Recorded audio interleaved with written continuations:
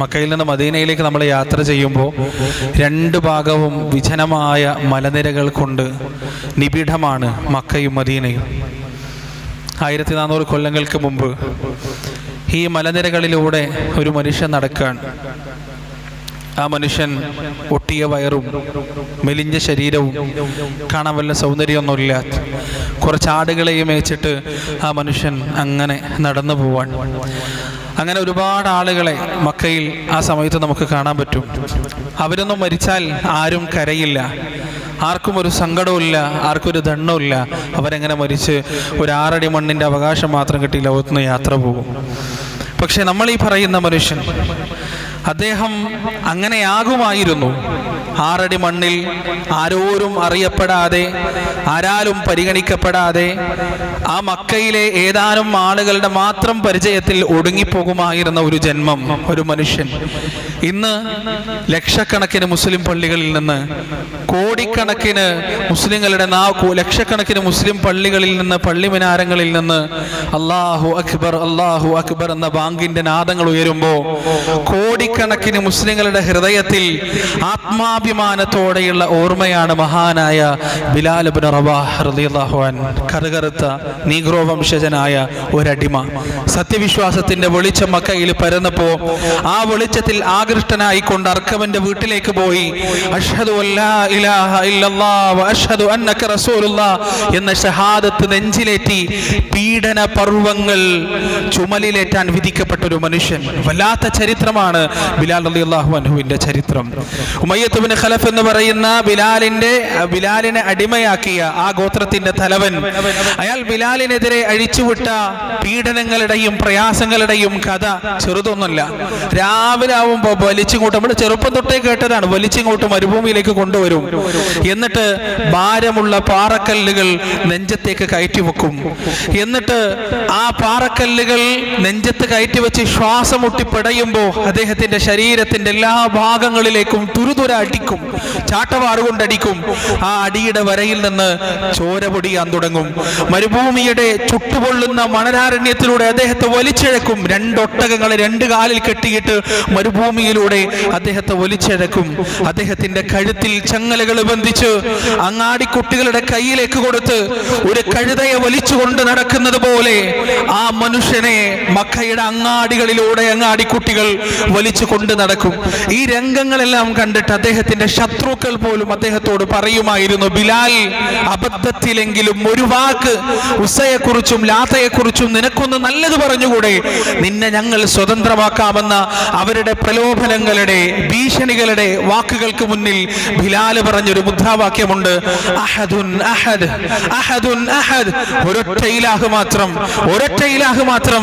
എന്റെ ശരീരത്തിൽ നിങ്ങൾ എന്തൊക്കെ പീഡനങ്ങൾ ഏൽപ്പിച്ചാലും, എന്നെ നിങ്ങൾ ഇഞ്ചിഞ്ചായി നുറുക്കിക്കൊന്നാലും, എന്റെ നാവിൽ നിന്ന് ലാ ഇലാഹ ഇല്ലല്ലാഹ് എന്ന വഹ്ദാനിയത്തിന്റെ കലിമത്തിനെതിരായി ഒരു വാക്ക് പോലും കേൾക്കാൻ നിങ്ങളെ കൊണ്ട് സാധ്യമല്ല എന്ന് ഉറക്കെ പ്രഖ്യാപിച്ച മഹാനായ ബിലാൽ റളിയല്ലാഹു അൻഹു. മദീനയിൽ ഒരു പുതിയ യുഗപ്പിറവി ഉണ്ടാവുകയാണ്. മദീന പള്ളിയുടെ പണി കഴിഞ്ഞിട്ട് ആര് ബാങ്ക് കൊടുക്കുമെന്ന് എല്ലാവരും പ്രതീക്ഷിച്ചു നിൽക്കുമ്പോൾ റസൂലുള്ളാഹി സ്വല്ലല്ലാഹു അലൈഹി വസല്ലം ബിലാലിനോട് പറയുകയാണ്, അദ്ദിനി യാ ബിലാൽ, ബിലാൽ വിളിക്കുക. ബിലാൽ റളിയല്ലാഹു അൻഹു മദീന പള്ളിയുടെ മുകളിൽ കയറി നിന്ന് മുസ്ലിം ലോകത്തിന്റെ 1ാമത്തെ ബാങ്ക് മുഴക്കുകയാണ്. അല്ലാഹു അക്ബർ അല്ലാഹു അക്ബർ. ആ കറുത്ത മനുഷ്യന്റെ ആ സ്വരസുന്ദരമായ ആ വാക്കുകൾ, ദിഗന്ധങ്ങൾ അല്ലാഹു എത്തിക്കുകയുണ്ടായി. പിന്നീട് മക്ക വിജയമുണ്ടായപ്പോ കഅബാലയത്തിന്റെ അകത്തുള്ള വിഗ്രഹങ്ങൾ മുഴുവനും നീക്കിക്കളഞ്ഞ് ശുദ്ധീകരിച്ച് ആ കഅബയുടെ മുകളിൽ കയറി ഇബ്രാഹിം അലൈഹിസ്സലാത്തു വസ്സലാമിന് ശേഷം ആദ്യമായി ബാങ്ക് കൊടുക്കാൻ അവസരം കിട്ടിയത് നീഗ്രോ വംശജനായ അടിമയായ ബിലാൽ എന്ന് പറയുന്ന പ്രവാചകന്റെ പ്രിയപ്പെട്ട അനുയായിക്കാണെന്ന് നമുക്കറിയാം. പ്രവാചകന്റെ സന്തത സഹചാരിയാണ് ബിലാൽ. പൂവിന്റെ ചുറ്റിലും വണ്ടെന്നതുപോലെ പ്രവാചകന്റെ ചാരത്ത്, അവിടുത്തെ ചുറ്റിപ്പറ്റി എപ്പോഴും ബിലാൽ ഉണ്ടാകുമായിരുന്നു. ബിലാലിന്റെ ഹൃദയം മുഴുവൻ അള്ളാന്റെ റസൂലിനോടുള്ള മുഹബ്ബത്തായിരുന്നു, സ്നേഹമായിരുന്നു.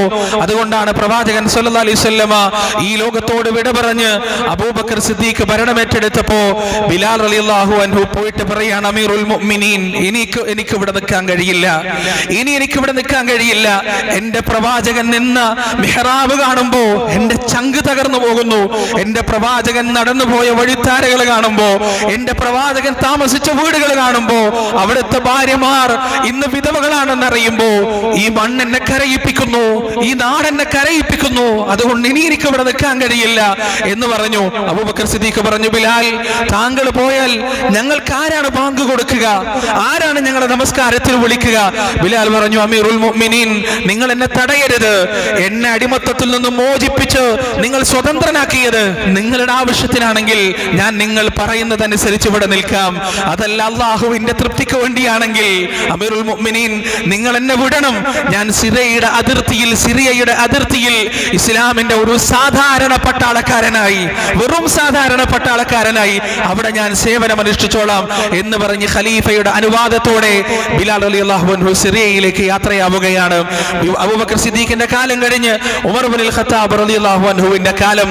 അദ്ദേഹം ഒരിക്കൽ സിറിയയിലെത്തിയപ്പോ അവിടെ ഉണ്ടായിരുന്ന സ്വഹാബികൾ മുഴുവൻ ഉമറിന്റെ ചുറ്റിലും കൂടിയിട്ട് പറഞ്ഞു, അമീറുൽ മുഅ്മിനീൻ, ഞങ്ങൾക്ക് വല്ലാത്തൊരാഗ്രഹമുണ്ട്. എന്താണ് ആഗ്രഹം? ബദറിന്റെ സമയത്തും ഉഹുദിന്റെ സമയത്തും ഖന്തക്കിന്റെ സമയത്തും ഖൈബറിന്റെ സമയത്തുമെല്ലാം ഞങ്ങൾ നമസ്കാരത്തിന് വേണ്ടി വിളിച്ചുകൂട്ടിയ ബിലാലിന്റെ ബാങ്കിന്റെ നാദം ഒരു വട്ടം കൂടി കേൾക്കണമെന്ന് ഞങ്ങളുടെ ഹൃദയം ആഗ്രഹിക്കുന്നു, ഞങ്ങളുടെ മനസ്സാഗ്രഹിക്കുന്നു. അതുകൊണ്ട് അങ്ങൊന്ന് പറഞ്ഞാലും. ബിലാൽ വിളിക്കപ്പെട്ടു.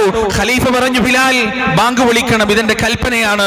ബിലാൽ പറഞ്ഞു, അമീറുൽ മുഅ്മിനീൻ, എന്നെ നിർബന്ധിക്കരുത്, എനിക്ക് കഴിയില്ല.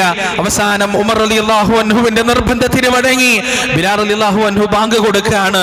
അല്ലാഹു അക്ബർ, അല്ലാഹു അക്ബർ എന്ന ബിലാലിന്റെ ബാങ്കുലിനാദം അവിടേക്ക് മുഴങ്ങിയപ്പോ കരയാത്തൊരു കണ്ണുകൾ പോലും അവിടെ ഉണ്ടായിരുന്നില്ല, തകരാത്തൊരു ഹൃദയം പോലും അവിടെ ഉണ്ടായിരുന്നില്ല. എല്ലാവരും കരഞ്ഞു. ആ സിറിയ പട്ടണം മുഴുവൻ സൂചി നിലത്തേക്ക് വീണാൽ ബിലാലിന്റെ ബാങ്ക് കേൾക്കുന്ന സ്ഥലം മുഴുവൻ വല്ലാത്തൊരു നിശബ്ദത. അഷ്ഹദു അല്ലാ ഇലാഹ ഇല്ലല്ലാഹ്, അഷ്ഹദു അല്ലാ ഇലാഹ ഇല്ലല്ലാഹ്, അഷ്ഹദു അന്ന. അവിടെ ബിലാൽ നിന്നു. ബിലാലിന്റെ കണ്ണുകളിലേക്ക് ഇരുട്ട് കയറി. ബിലാലിന്റെ കാലുകൾ തളരാൻ തുടങ്ങി.